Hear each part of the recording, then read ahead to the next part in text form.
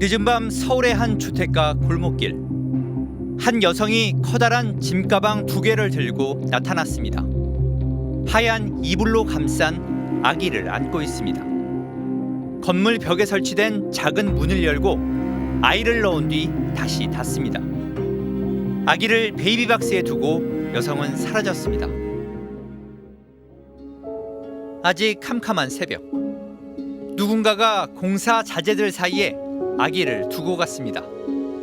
아기를 감싸 안아 구조했지만 결국 숨졌습니다. 바로 옆에 베이비박스가 있었습니다. 잘 몰랐대요. 이 기능을 잘 몰랐대요.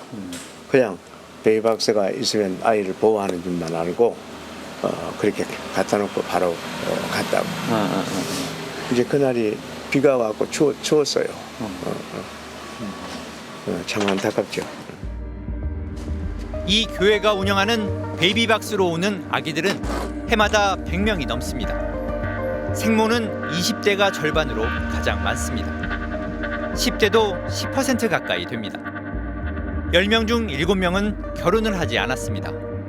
비혼모입니다. 애기 10달 동안 힘들었을 텐데 잘 지켜줘서 감사하다고 말씀을 드리고, 그동안 누구한테도 받지 못하고 너무 힘들었을 텐데 이제 걱정하지 말라고 그러면서 이제 그러면 엄마들이 엄청 울고다니.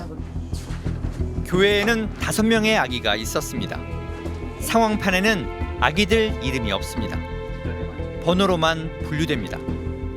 가장 최근에 들어온 여자아이는 2089번. 베이비박스 문을 연 지 13년 만인 지난해 2000번을 넘어섰습니다. 번호 옆에는 위탁, 입양, 시설이라고 적혀 있습니다. 앞으로 아이들이 갈 곳입니다. 시설은 보육원을 말하고 위탁은 엄마가 곧 다시 데려갈 거란 뜻입니다. 이 엄마는 처음에 본인이 데리고 가려고 했는데 지금 그런 상황이 안 돼서 지자체랑 지금 상담하고 있어요. 그래서 베이비박스에 아기를 놓고 간 26살 엄마를 만났습니다. 아이를 갖고 6개월이 돼서야 알게 된 임신. 남자친구는 떠났습니다. 누구 하나 축복하지 않았다고 합니다. 애기 아빠도 싫어했고, 아직 제가 좀 나이가 어리기도 하고 좀 부모님도 그때 몸이 좀 편찮으셨어가지고 얘기를 하기가 너무 힘들었어요. 용기를 내 혼자 산부인과 병원을 찾았지만 미혼이냐는 질문에 마음이 무너졌다고 했습니다. 그냥 여쭤보셨을 것 같은데 그때 막 시선이 막 집중되니까 그것 때문에 조금 너무 힘들었어가지고 그 시선이. 그래서 그 뒤에 병원을 못 갔던 것 같아요. 비혼모라는 낙인이 찍힐까봐 병원 기록도 남기고 싶지 않았다고 합니다. 임신 8개월 만에 갑자기 산통이 찾아왔고 출산도 집에서 혼자 했습니다. 대출도 끊고 해야 되는데 이런 건 어떻게 하셨어요?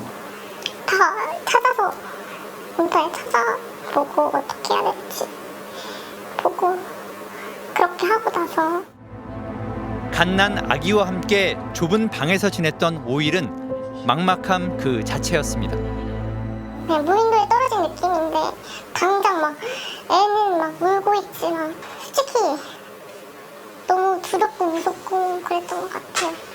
지금 당장 이 상황도 이런데 내가 나중에 가서도 나중 돼서도 애기를 잘 키울 수 있을까?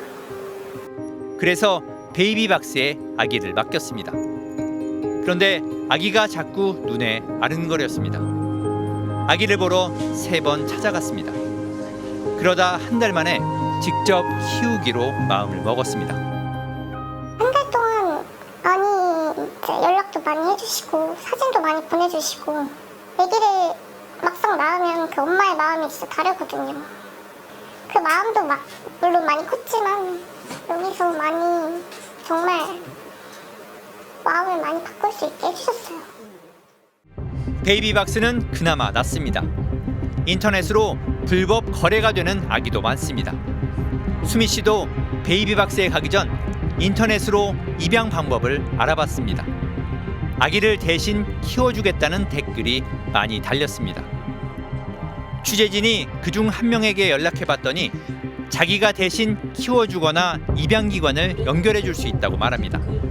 단속을 피하는 방법까지 알려줬습니다. 근데 이제 입을 맞추던가 아는 동생인데 이거 동생이 와갖고 집에 몸조리 하러 왔었는데 키우기 힘들어서 나도 가봐서 불법 입양을 미끼로 돈도 뜯기고 협박 당하는 경우도 많다며 전문 브로커는 피하라는 조언도 합니다. 나 당신 이거 나 불법 입양한 거다 신고하란다 이렇게 협박해고 막 그래.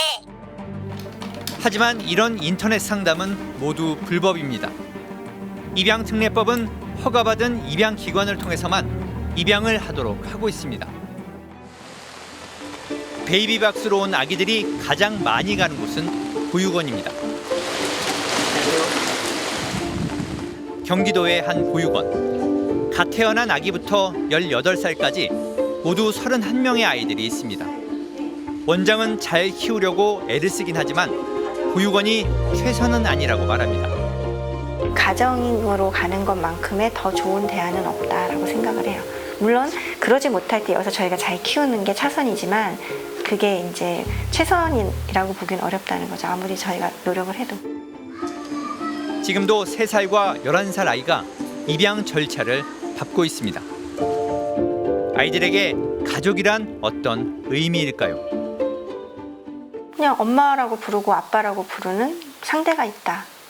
그게 다죠. 그거 외에는 저는 없는 것 같아요. 그게 이게 호칭의 문제가 아니라 그런 존재잖아요. 존재. 엄마라는 존재, 아빠라는 존재. 입양 아동의 인권 보호를 규정한 헤이그 국제 아동 입양 협약은 태어난 가정에서 키우는 것을 최우선으로 합니다. 그게 어렵다면 국내 입양, 그것도 어려우면 그 다음이 해외 입양입니다. 보육원 같은 시설은 권장 사항에 아예 빠져 있습니다. 북유럽 같은 복지 국가들에는 보육원 같은 장기 보호 시설이 거의 없습니다. 미국도 보육원으로 가는 아동이 극히 드뭅니다. 미국은 한 100년 전부터 가정위탁을 강조를 했고 그룹홈이나 시설 같은 경우에는 청소년이나 또는 특별한 치료가 필요한 경우에만 입소하는 걸로. 하지만 한국은 다릅니다. 베이비박스 아동 중 65%가 보육원으로 갑니다. 엄마가 다시 데려가는 경우는 22%, 입양은 13%에 불과합니다. 전국 보육시설에 머물고 있는 아동은 2019년 기준 11,000명이 넘습니다. 시설은 뭐냐면 민간 보육시설이거든요. 이게 민간에다가 책임을 다 떠넘겨버리고 국가는 그냥 나몰 나라 해버린 거죠. 사실상. 왜? 그게 행정적으로도 너무 편하거든.